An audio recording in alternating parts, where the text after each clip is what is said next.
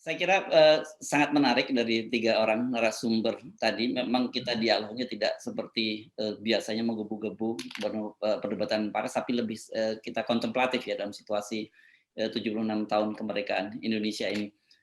Tapi yang jelas kalau di kita, terutama di Pulau Jawa ini, kita dipastikan tanggal 17 Agustus ini kita langsung merdeka karena PPKM darurat kan berlangsung sampai tanggal 16 gitu. Jadi tanggal 17-nya langsung merdeka. Silakan kita akan buka tanya jawab. Seperti biasa saya minta bantuan dari Daeng Tata untuk membantu apakah sudah ada pertanyaan-pertanyaan atau yang mau raise hand silakan, dan kalau ada yang belum bisa dibacakan beberapa pertanyaan yang masuk di kolom chat. Baik, makasih Mas Yosu. Ini ada Mas Kris dari San Francisco, saya kira mau ya. Cuma nggak tahu nih Mas Krisnya ini bagaimana munculnya. Ya, tapi mungkin saya cuma ada satu juga Mas Yosu. Saya tertarik tadi sangat menggelitik dari Uda Ferry yang mengatakan bahwa kita terlalu berpikir bagaimana mau memperbaiki sistem yang ada saat ini. Tapi ternyata sistemnya sudah bagus, kalau pemainnya sendiri belum diperbaiki, belum dibenahi, ya nggak ada dampaknya juga, nggak ada efeknya juga. Nah, kenapa saya bilang menggelitik? Kalau memang itu permasalahannya, saya kira seperti Bung Fahri tahu permasalahan itu, yang sudah lama bergelut di bidang politik. Tapi kok melihat permasalahan seperti itu yang istilahnya akut, masih berani membuat suatu partai gitu loh. Nah ini pasti ada alasannya gitu loh. Pak Fahri itu buat satu partai ini dong, ada kiat-kiatnya. Kan harus ngelawan ini nih, ngelawan arusnya. Nah ini pertanyaan saya ke Pak Fahri itu, mungkin setelah itu mungkin Mas Kris bisa masuk. Silakan. Yuk, dimulai dulu ya dari Bung Fahri, pertanyaan langsung tujukan kok artinya masih berani dengan membangun partai dalam situasi begini, walaupun tadi sempat sudah dijawab gitu, ibaratnya dia menanam sebuah pohon gitu, tapi mungkin ada elaborasinya. Dan satu lagi tadi saya kira yang pertanyaan dari Bung Ferry tadi kan berkaitan dengan bahwa sebenarnya harusnya yang menjadi diperbaiki itu para aktornya, jadi partai politik ya, walaupun kelembagaan sudah dibenahi, tapi kalau kemudian aktornya, ya ini para politisi ini tidak dibenahi, ya dampaknya terjadi seperti Indonesia saat ini. Saya kira itu satu tesis yang juga menarik gitu ya. Harusnya fokus pada para aktor-aktor yang akan bermain dalam demokrasi kita, yakni para politisi. Silakan Bung Fahri duluan. Ya, saya terus terang menghindari berbicara dari nol, seolah-olah kita ini dari tidak ada gitu. Karena bahkan kita berbicara benih keindonesiaan kita pun kita gali dari dalam, kita gali dari saripati kebudayaan kita, sejarah dan apa yang terkandung dalam tubuh bangsa kita ya, yang tangible atau yang intangible gitu. Nah, karena itu saya menghindar untuk menganggap kita mesti mulai dari nol ya. Menurut saya itu nanti menjadi kekeliruan karena semua ini sudah ada gitu.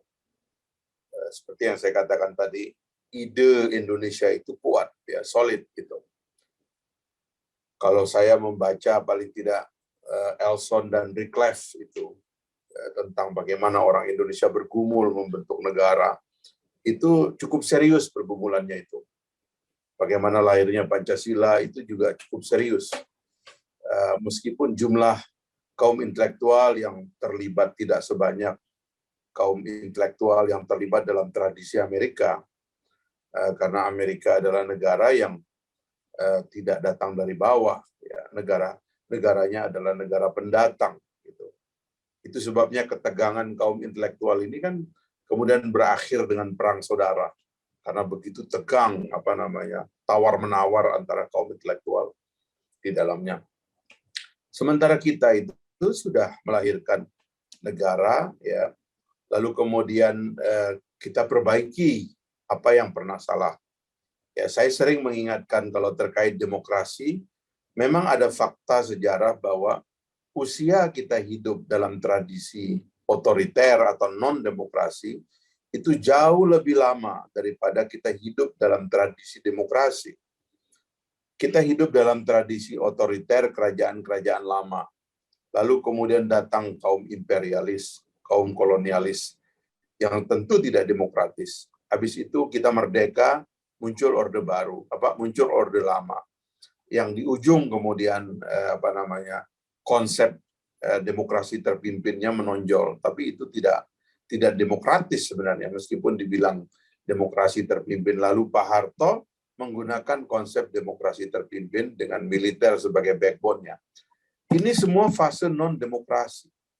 Sehingga sebenarnya di alam bawah sadar bangsa Indonesia itu juga default mood-nya itu non-demokratik. Kita aja di sini ini banyak juga yang tidak berpikir demokrasi. Saya sendiri sering terjebak dengan pikiran-pikiran non-demokrasi. Karena kita ini punya sepatu kultur kita itu mengikat kita ya seperti beton begitu, menggenggam kaki kita. Sementara satu kaki lagi yang ingin demokratis, yang ingin freedom, yang ingin liberal dan sebagainya gitu. Tapi ada beton di kaki kita yang lain dan itu masih kuat sekali.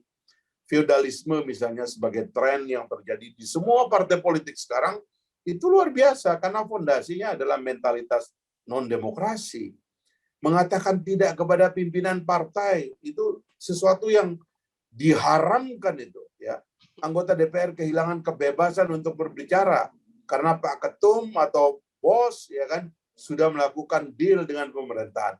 Itu satu kenyataan yang tidak bisa dihindari. Memang itu ada degradasi ya. Tapi demokrasi sebagai ide memang tidak bisa dihindari, dia mengalami degradasi. Saya paling tidak waktu itu kita menyebutkan waktu ini menjawab pertanyaan tentang mendirikan parpol. Paling tidak ada 3 problem kita itu yang merosot secara kolektif ya. Pertama itu ide-ide besar kita tentang negara itu mulai hilang ya. Diisi oleh ide-ide kecil ya. Seperti BPIP tadi yang oleh Mas Henry itu ceritakan. Itu semua mereka itu isinya itu adalah ide-ide kecil. Tidak ada kaum intelektual kawakan di dalamnya itu yang setara dengan kaum intelektual pada awal pendirian Republik ini gitu. Ini orang-orang yang sebenarnya mentalnya itu penuh dengan rasa takut, penuh dengan minder yang luar biasa. Minder kepada agamanya, minder kepada sejarah bangsanya.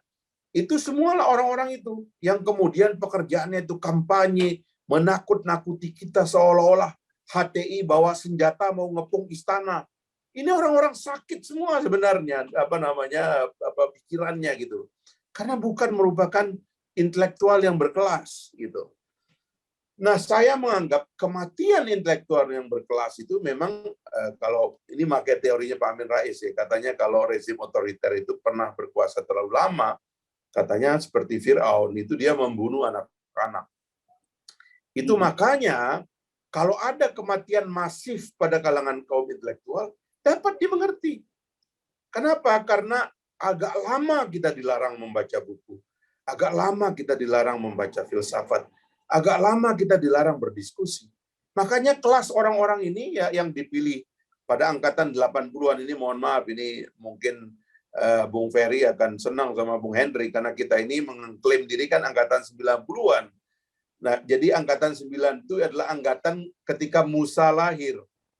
Jadi ini generasi yang dirusak oleh Fir'aun ini masih berkuasa ini. Makanya mereka tuh penakut, ya kan, dangkal, itu semua ini ada di generasi yang memimpin sekarang.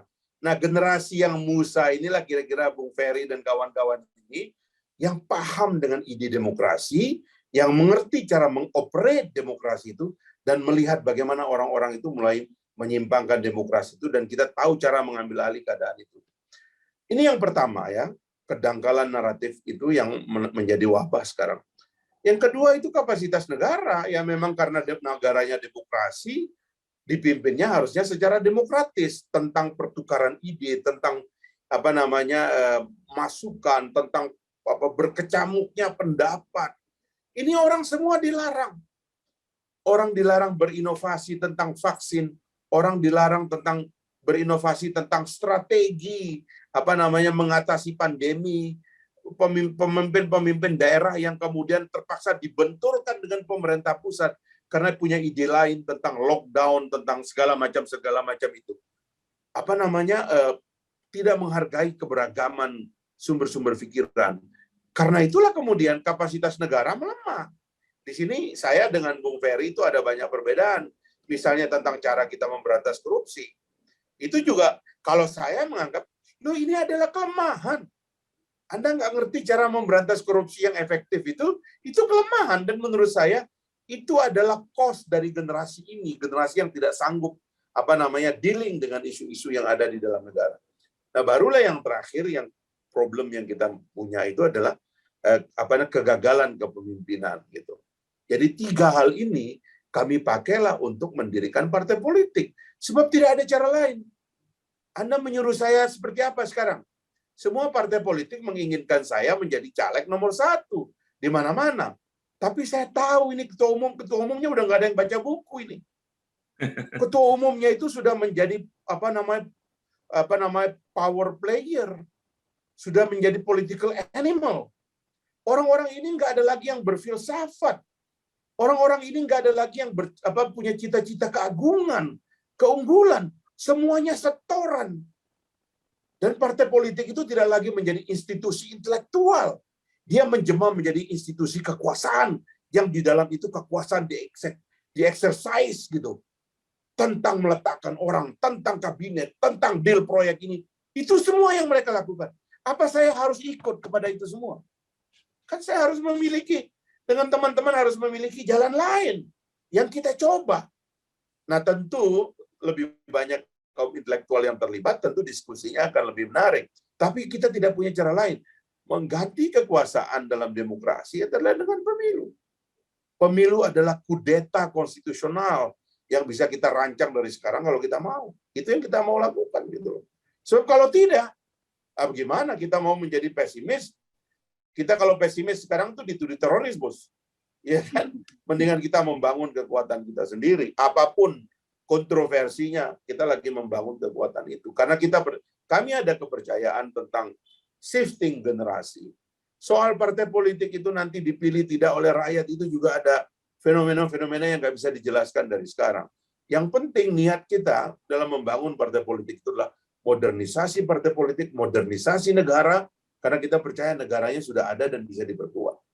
Itu aja mungkin, Bung Hersu.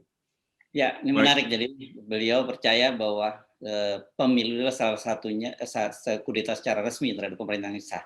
Soal tahunnya kapan itu soal yang berbeda ya, gitu. Apakah menunggu 2024 atau dipercepat itu beda lagi ya.